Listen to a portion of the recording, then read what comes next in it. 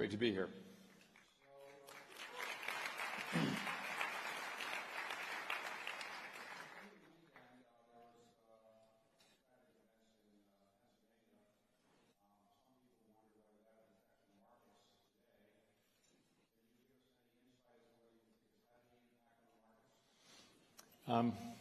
David, I think I'll leave the markets out of it for a second if I can and just say that it was really a very sad day for our country. Political violence has no place in our society, and I condemn it in the strongest terms. I know we all do.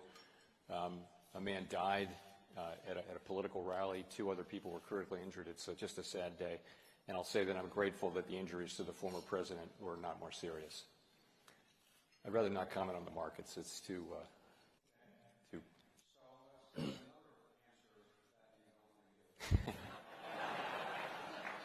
No foreplay, huh?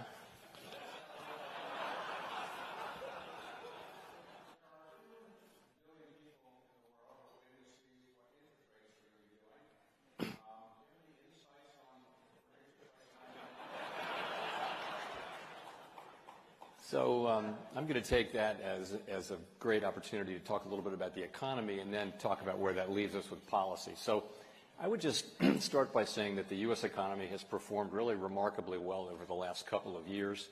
2023, last year, was a year in which the economy grew well above 3%. The labor market remained very strong, unemployment remained very low, and inflation came down at quite a sharp pace, particularly in the second half of the year, by a very large amount. And that forecast was almost unheard of. It was unheard of before 2023. So big upside surprise that year. This year, we had expected the economy to slow a bit gradually, the labor market to continue to gradually cool off after being overheated a couple of years ago, and inflation to continue to make progress. And something like that is basically what has happened. The economy is growing now at about 1.5% in the first half of the year. Most forecasters have about a 2% growth rate for the full year. The labor market, again, has moved into better and better balance to the point where I think you can now say it's essentially no tighter than it was in 2019 before the pandemic. Remember that the labor market of 2019 was a very strong labor market. So we're back to that place, no longer overheated. On inflation, in the first quarter, we didn't make any more progress.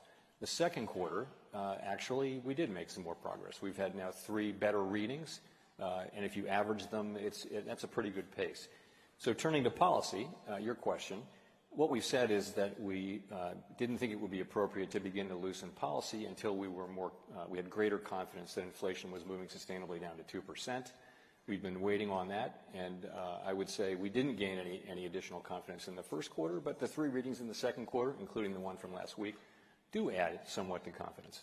We've also said that we're a dual mandate bank. For a long time since inflation arrived, it's been appropriate to focus mainly on inflation. But now that inflation has come down and the labor market has indeed cooled off, we're going to be looking at both mandates. They're in much better balance, and that means that if we were to see an unexpected weakening in the labor market, then that might also be a reason for reaction by us.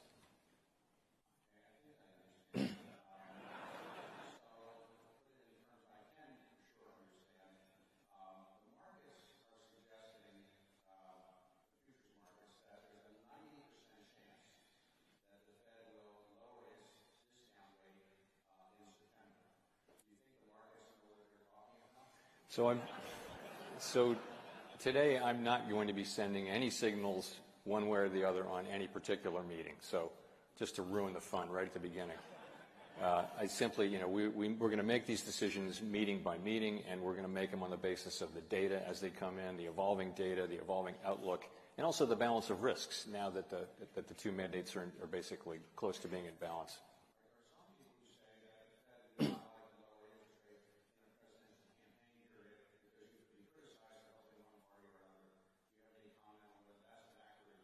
I do. So our undertaking at all times is that we'll make our decisions based on the incoming data, the evolving outlook, balance of risks, and only on that. We don't take political considerations into account. We don't put up a political filter on our decisions. That would not. It's hard enough to make these decisions based on the appropriate factors. If you're going to add a whole different filter in an area where we're not experts, that's not going to improve the quality of our decisions, and it's also not the orders we have from Congress. Our orders from Congress are to use our tools to foster maximum employment and price stability, and to do so without political considerations. That's what we're always going to do. If you look at the modern record, that is what we do, and we don't think about election cycles or anything that's political. Okay.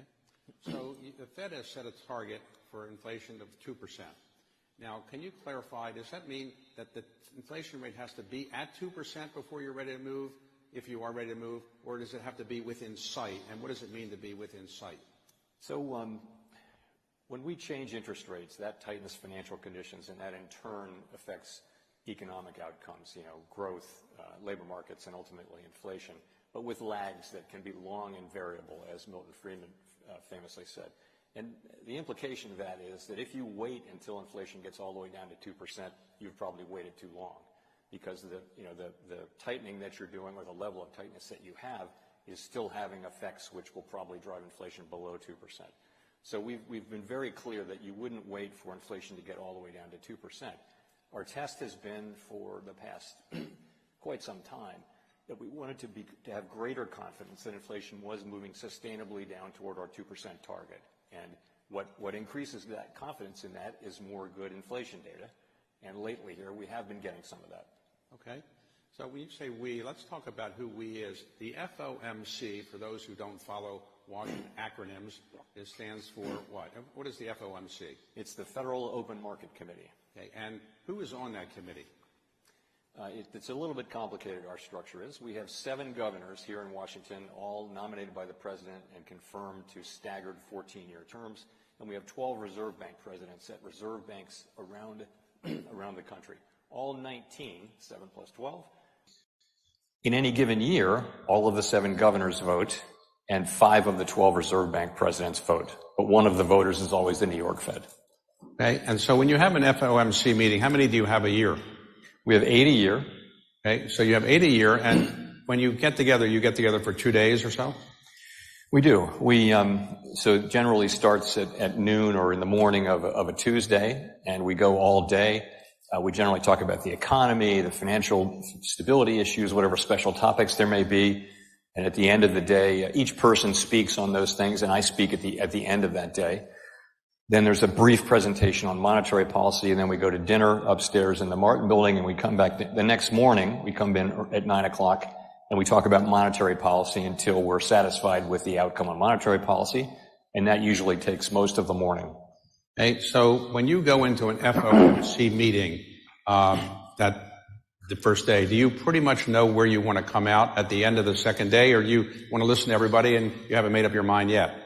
The way it works is that, I talk to the other 18 participants regularly, and I talk to all of them at least once in the 10 days before the meeting.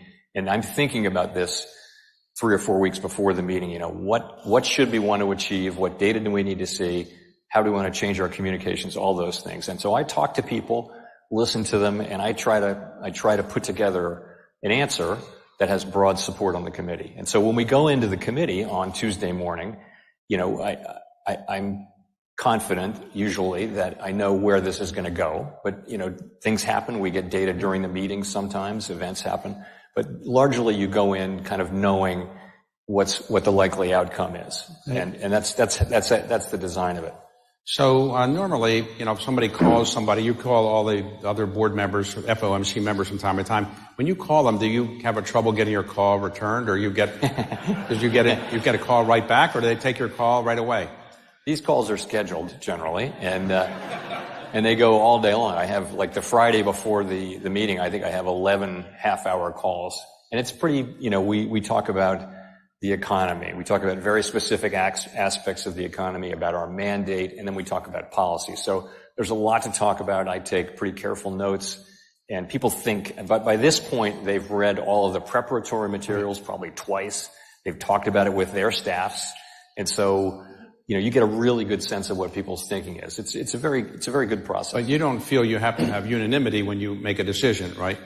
No, I always try to listen carefully to everybody. And I find that if you do listen and understand people's points and try very hard to incorporate them into what we're doing, for most people, most of the time, that's going to be enough. People do dissent. That's completely fine. we actually have, given that we have 12 reserve banks with their own economic staff and people with different backgrounds on the board and among the reserve banks, we have a disparity of views at every meeting on every question.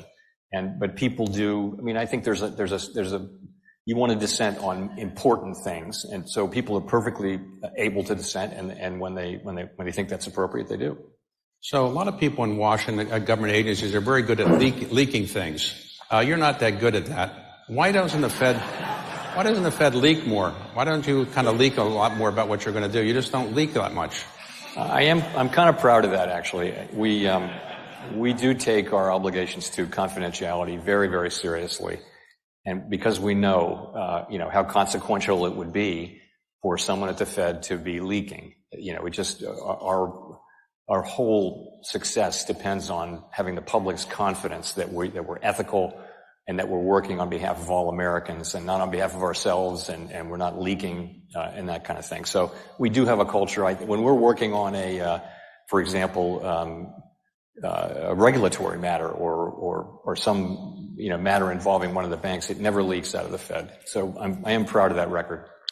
Okay, so if you go back in history, when inflation began to arise after COVID, at some point people said, including you, that it was transitory. In hindsight, what do you think people missed about the nature of the inflation? Why was it more enduring than people initially thought?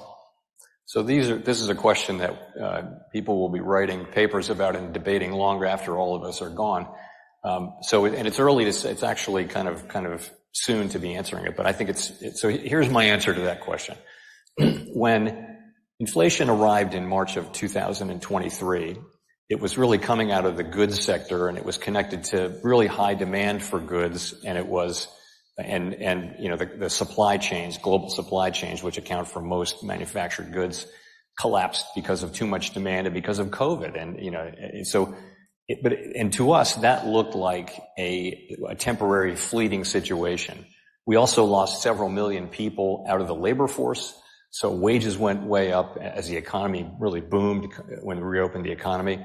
And we thought, we were getting vaccines were coming in, and we thought that would fix itself too. Kids would go back to school. We essentially overestimated how quickly the economy would return to normal. These things finally did happen in 2023, but they didn't happen in 2021 or 2. And what we meant by transitory was that it would go away fairly quickly without the need for our intervention. You don't want to intervene with interest rates if something's going to go away quickly without us intervening, because, monetary policy, as I mentioned, works with long and variable lag. So the lure is you look through things like a temporary oil shock.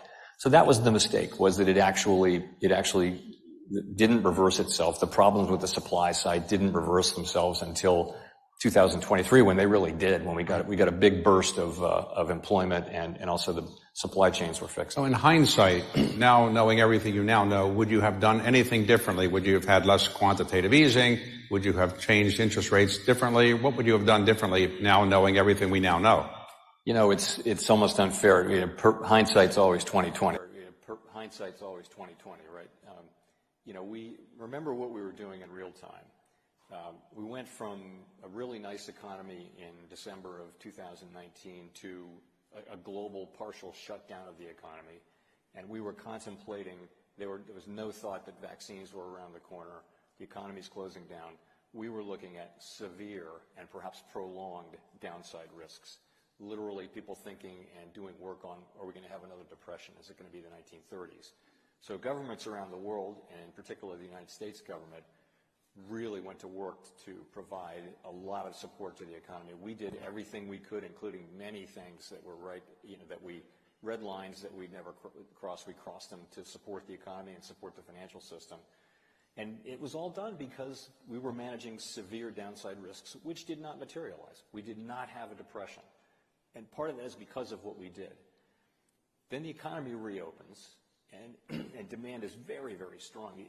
And we saw a big burst of inflation everywhere, including in the United States. It was different in different places, but so that's what happened. And it's not.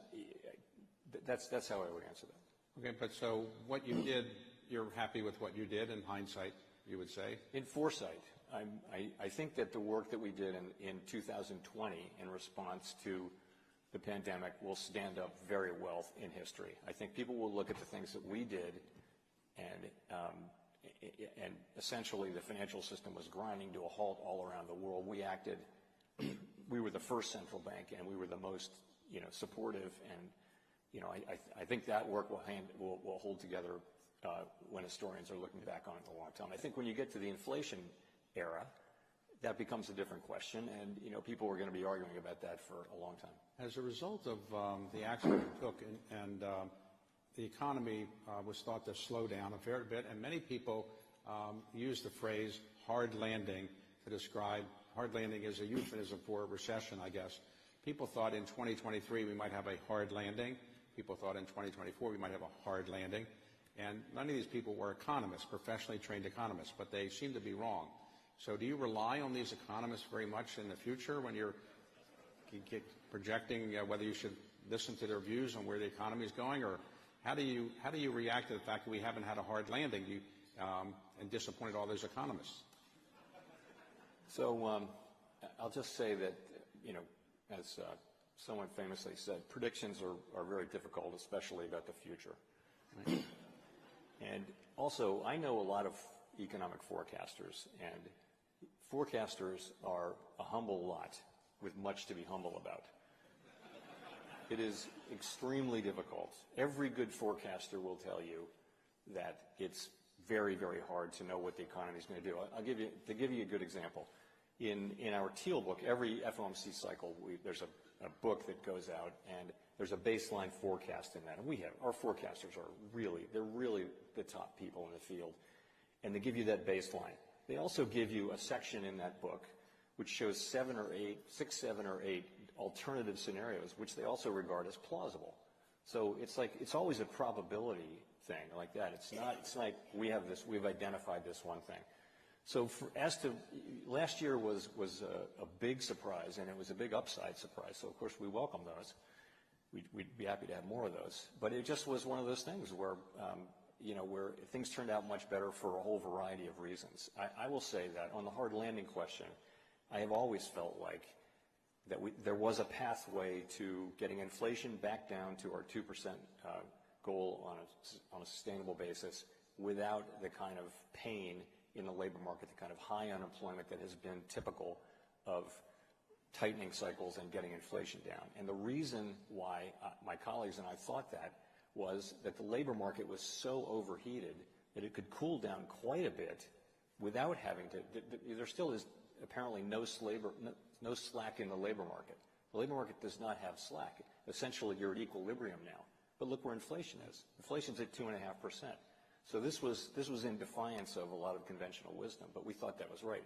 And that says that you have to be, one thing you learn is humility in forecasting. But so I wouldn't rule it out. But I would say that the kind of hard landing scenario is certainly not the most likely or a likely scenario. So you have said you have a target of 2% inflation. You want to get it in sight of 2%. Do you have a similar target for unemployment? If unemployment went to 4%, are you saying, well, that's okay because we don't need to do anything because 4% is tolerable? Or do you have such a similar kind of target as you do with inflation? So you can't reduce unemployment to a single number because for a couple reasons. First of all, the natural rate of unemployment probably moves through the cycle and over time. Maximum employment is a function of many, many different variables. It doesn't reduce itself to a specific number that would be durable over time. So inflation has 2% inflation some years ago became the global standard that everyone aims for in one way or another. Some people have suggested that the Fed's independence is not as good as people talk about it being, and that maybe we'd better have more White House coordination with the Fed. I'm sure you've heard about this. I think that... Any comments on that? I'd be happy to comment on what independence, on the point of central bank independence. So I think a long time ago, people have learned that a central bank that's independent of political consideration does a better job getting inflation under control. And that is accepted wisdom in all advanced economies around the world. It's also a principle that has very, very strong and broad support where it really matters, which is in Congress. You talk to senior leaders in both chambers, in both political parties, and they all understand that you want an independent central bank that doesn't run monetary policy to support or oppose any particular politician or political party. Independence is one thing, but you still have some information sharing. So how do you coordinate or share information with the administration? Do you regularly meet with the Secretary of Treasury or White House staff people, or how do you communicate with them? So there's a very standard set of relationships which doesn't change at all, administration to administration, and you could start anywhere, but Council of Economic Advisors is in the White House. We have lunch with them every month or so, although they get canceled sometimes because we're all busy. That's one thing. I have breakfast with the Secretary of the Treasury every week, unless she's traveling or I'm traveling.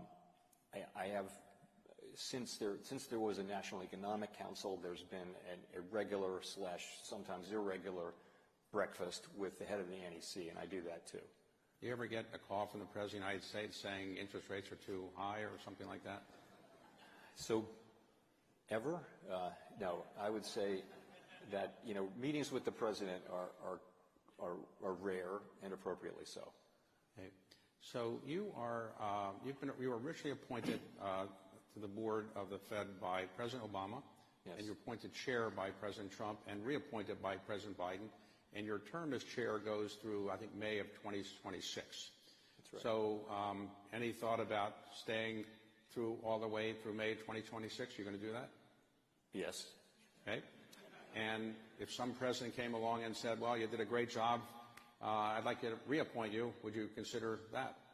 I have nothing for you on that today. Okay. Right. And is being chair of the Fed a enjoyable job or not so much? It is, actually. I think I enjoy it. I enjoy it quite a bit. I do. First of all, it's a great honor. It's incredibly interesting. I love the people we work with. I love the institution. At this time in my life, it's just been a great thing. I'm in my 13th year there now, and it's been you know, really challenging and all that. But what else would you want? You know, I'm very happy doing the job. So you're obviously in pretty good shape. How do you stay in shape? Do you walk a lot, or you ride bikes, or what do you do? Yes, I do. I do those things. I swim. I ride my bike. I go to the gym a lot. I try to stay fit, as you'll remember from our days together. Right. So are you? But when you were, let's say, riding a bike, did people, you know, get out of the way, or do you have? Nobody knows you with a bike helmet and goggles on. You're just another person on the road. So I think you have said somewhere that when the Fed does lower interest rates, not saying that you're saying it's going to do that, but if the Fed does lower interest rates at some point, you didn't think it was ever going to go back to kind of the free money practically of years ago when interest rates are almost zero. Is that a fair statement, that you don't think it's a good idea to go back to interest rates as low as they once were? The period between the global financial crisis and the pandemic was historically unusual from the standpoint that we had ever lower interest rates through that era, including part of the era when, for example, sovereign debt of major European sovereigns was trading at a significantly negative rate. And so that was quite unusual. And still, even with rates that low, inflation was very low, below target. So the question is what caused that, and are the forces that caused that gone for now? And I think most people attribute the low inflation era to slow-moving forces like demographics, globalization, technological evolution, things like that. And those may or may not have changed. But nonetheless, I look at where we are now. Our funds rate is 5.3%, roughly, give or take. And it feels like it's restrictive, but not severely restrictive. So it tells me that rates, at least for now, the neutral rate must have risen, probably has risen from where it was during the inter-crisis period. And I think instinctively, I can't prove this. We're going to learn about this empirically, but it seems to me that the neutral rate is probably higher than it was during the inter-crisis period, and so rates will be higher.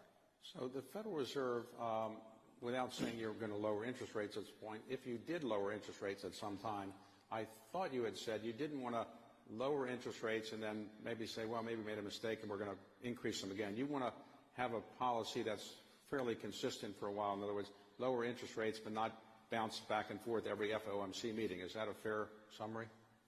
That wouldn't be a great outcome, but we don't want to be too risk averse. I think we want to, we know that the economy is unpredictable, and the test we've set is we want to have greater confidence that inflation is moving sustainably down to 2%, or alternatively, if we see unexpected weakening in the labor market, or some combination of those two. And when we see that, and the data really show that, and that's reflected in our confidence and our understanding, then it'll be time for us to move. And we won't worry. Of course, it wouldn't be great if you were moving up and down quite a bit. That wouldn't be ideal. Some of your predecessors used to speak in what I call Fed speak, which is to say incomprehensible to the average person. You try to actually explain things. Is that because you're not an economist, or you just like to explain things better because you actually sort of explain what you're likely to do at the Fed, and then you actually explain it afterwards? Does that upset a lot of people at the Fed that you actually try to put it in English? No, I don't think so. No, as you know, I enjoy communicating with people, and I didn't have a career as an academic economist. I'm not a trained economist, so I don't speak like one. And that I do hear a lot from, for example, people on Capitol Hill that they really appreciate that they can understand what I'm saying. So today, the ECB lowered their interest rates recently. So why do you think the ECB lowered interest rates before the Federal Reserve? Their economies weaker than ours, or what? Yeah, so they're different. There are differences if you look around the world, and the big difference between the United States and many other nations is just that our economy has been so much stronger. Europe went through, the European Union went through significant Eurozone, a significant period of very, very low growth, while we were growing, 3% plus last year. So we're in a different place. And actually, what's more remarkable about the current situation is how much there is in common between what happened. Inflation broke out everywhere. Central banks did kind of very similar things. There's little differences in timing in terms of starting to loosen policy, but really the era, I think, will be known much more for its commonalities than it is for its differences like this. So when the FOMC makes a decision, let's say to increase rates or lower rates, they finish their final meeting, you are authorized then to go out and explain what it is. How long before, after the meeting ends, before you go out and publicly explain it? Is it 20 minutes or so? It's 3 or 4 hours usually. 3 or 4 hours? Yes, because the meeting might end at, I'm out at 2:30 p.m. That's when the press conference starts at 2:30, so usually the meeting's over by 11. And you don't worry that things will leak out in that interim period of time, I assume? No, I don't. Okay. People know better than that, I think. And so in some parts of the society these days, people are making decisions based on something called artificial intelligence, AI. Have you thought about, calling up ChatGPT and saying, here's all the data we have. What do you think about would be a good idea? Have you ever thought about that, or they're not going to likely do that? We haven't done that. We have done little things like we've asked ChatGPT to generate questions for the press conference.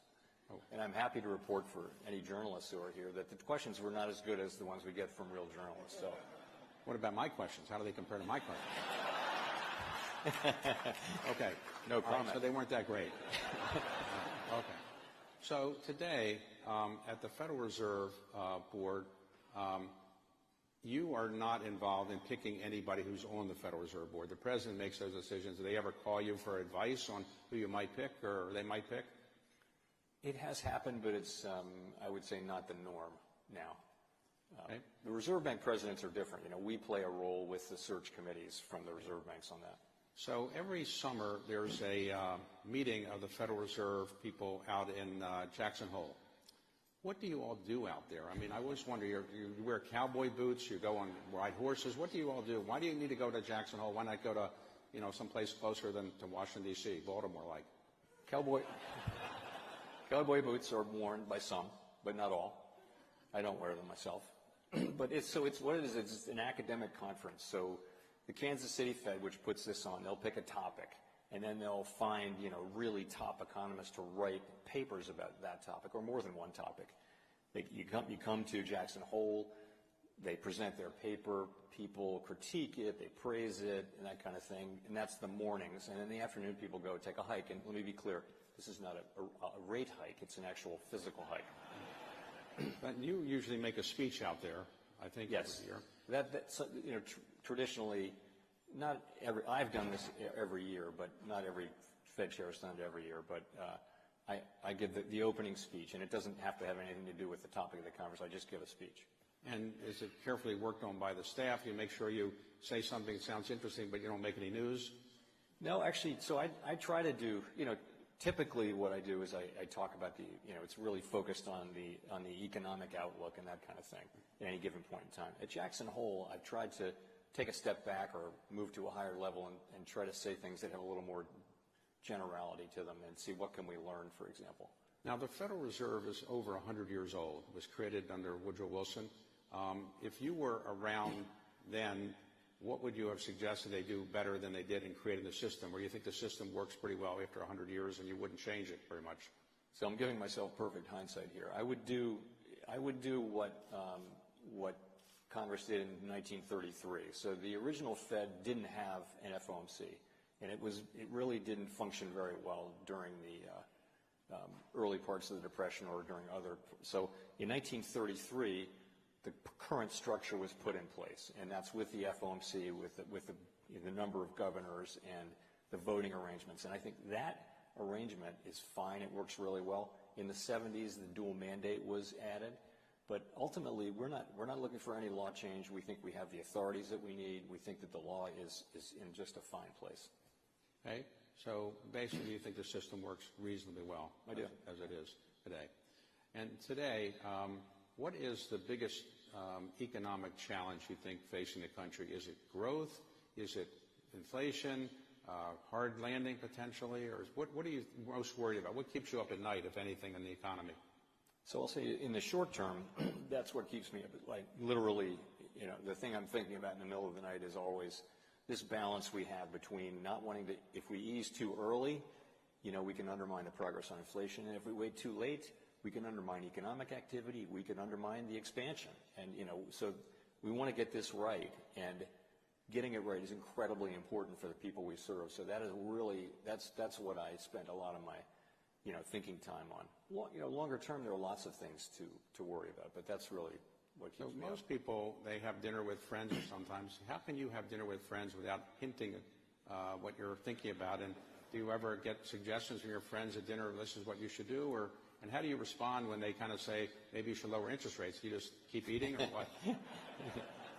You might define the word friend to mean doesn't ask you about interest rates. So, no, people don't do that generally. People I don't know will always say, hey, cut rates. Somebody said that in the elevator this morning. Did that influence you or no? I said, thank you, sir. No, but I mean, people say things, but, it's fine. Okay, so today, for somebody that would like to be the chairman of the Federal Reserve Board in the future, is it a job you would recommend to your best friend or your best enemy? I think it's a great job. I think, again, the last thing Chairman Bernanke said to me as he was that day, I went to see him that day, his last day at the Fed, he said, you learn so much at the Fed. And remember, Ben Bernanke was a top 5 monetary economist in the world when he arrived at the Fed. So he learned a lot at the Fed. So can you imagine how much I've learned, starting? So it's never felt like work. It's so interesting all the time.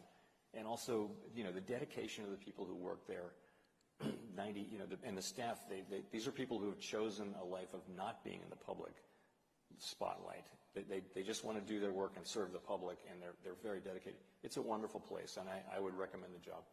So the Fed is also responsible for, the way the Fed is set up, you're worried about a stable currency, I assume, and stable, well, not currency, you're worried about, stable prices. Inflation. Yeah. And you're worried about unemployment, but you have you don't make any decisions about what the impact is going to be on the currency or the dollar. In other words, the impact of what you decide to do on the dollar is not something you're mandated to worry about. Is that right? That's right. The administration has that portfolio, the management of the dollar for what that is. It used to be something different than what it is now. But for us, the effects of the things that we do or don't do on the dollar are just another financial variable like equity prices or things like that. Hey, but if you worry about inflation, as you obviously are, what about the debt the United States has? We have $35 trillion of outstanding government indebtedness, and we're adding about $1.6 to $2 trillion more or less every year. Aren't you worried about that on the impact of the economy on inflation? So I am very worried over time about the deficits that we're running. It's not the Fed's job. We don't give Congress advice, but let me just say that we're on an unsustainable path. That doesn't mean that the level of debt we have is unsustainable. It's not. But the path we're on, where we're running, large deficits at a time of full employment and healthy growth, is not a sustainable one over time. And we really need to get to work on that. I would hope this is a top-line issue for elected people whose job it is not our job. And I believe that I do talk to quite a few elected officials in Congress, and I think there is a rising sense that it's time to do something about that. And it will take bipartisan action to address. Let me ask you, in dealing with Congress, you testify, I think at least twice a year before members of Congress. You do the House side and the Senate side. Have you ever suggested them having a joint committee so you don't have to say the same thing twice, or they don't like that? This is in the law. It's twice in February and twice in July, so it's 4 times a year. This is the Humphrey Hawkins put that in, and it's a tradition. And so the Senate went first last week. The House went first in this March, so they alternate. I think it would take, I don't know what it would take. Do you get a lot of questions from members that you think are really adding a lot of good advice to you? Or I think the members ask excellent questions, yes. Thank you for asking. They do. I'm generally very much pleased. But you spend a fair amount of time with members of Congress compared to some of your predecessors. Is that because you think that they add a lot of value, or you just think it's a good courtesy to do that? I think it's part of our job. In our system of government, it is the legislature that has oversight over the Fed. It's not the executive branch. In a parliamentary system, they're sort of one and the same. So it's the two committees, and so I spend a great deal of time up on the Hill talking to people in both political parties, House and Senate, just finding out what's on their mind and really trying to take on board their thoughts on the economy and on what we're doing. And I think they appreciate that. And I think that to me is really a big part of this job. The Fed depends on data, but how good is the Fed data collection efforts? In other words, are you using the same data collection methods you used 20, 30 years ago, or because of technology, you have better data collection methods than before? And are you convinced you have data that's as good as the private sector has? Most of the data that we get is the same that everybody else gets. The unemployment data, the inflation data, not collected by the Fed. We do some data collection, and we've actually been, dabbling in big data efforts for more than a decade. So I think we're very focused on the quality of data and collecting different kinds of economic data. During the pandemic, of course, it became necessary to do all kinds of find all sorts of different sorts of data to reflect what was going on in the economy. We did a lot of that too. So when you became the chair of the Fed, what was the best advice somebody gave you who was a previous chair of the Fed? What comes to mind, I can't think of one thing. I thought that what Chairman Greenspan said was get a set of earmuffs. And when you eventually are not the chair of the Fed and if somebody succeeds you, what would be the advice you would give them about how to be a good chair of the Fed? To me, I think it's a very special American institution, and it's one that works to serve all Americans. And absolutely critical to that is staying in our lane, sticking to our knitting, not running to reach out to the big hot political issues of the day. And I think that's critical because once you do that, if that's going to be what you do, what's the case for your independence? Congress has given us these powers. They've left us alone to do it. And really we need to do those things and resist the temptation to expand that mandate. That's what I probably will say to my successor. Now, when you want to go out to, let's have a dinner in a restaurant, do you worry that people are listening to what you're saying, they're eavesdropping, or you don't say anything that anybody has to make you worry about? So that is exactly what I worry about. I have found that I get recognized now, and people at the next table are always listening. So we don't really go to restaurants. So what do? You just go in a private room, or you don't go to restaurants? If you're at a restaurant, you need to be in a private room because, of course, the people and by the way, if someone at your table were to be well served and start to speak loudly, everyone's hearing that too. So you got to be. We just don't do that for now. We go to we eat at home a lot. We eat at friends' houses. Okay. Well, your wife is here. Where is she? She's right there. How long have you been married now? 39 years. 39. You had to add that up. Do the arithmetic, yeah. 39 years. And you have how many children? 3 children. And any grandchildren? We have 3 grandchildren, 3 little boys, the oldest of whom is 3, and all in the same family. So this is going to be quite a little place to visit. Okay.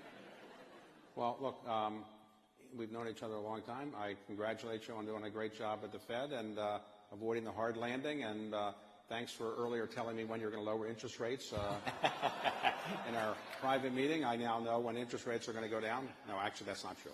You said you wouldn't tell anyone. Right. Okay. Of course. Jay, thanks for a great job you're doing for the country. Thank you, David. That's great.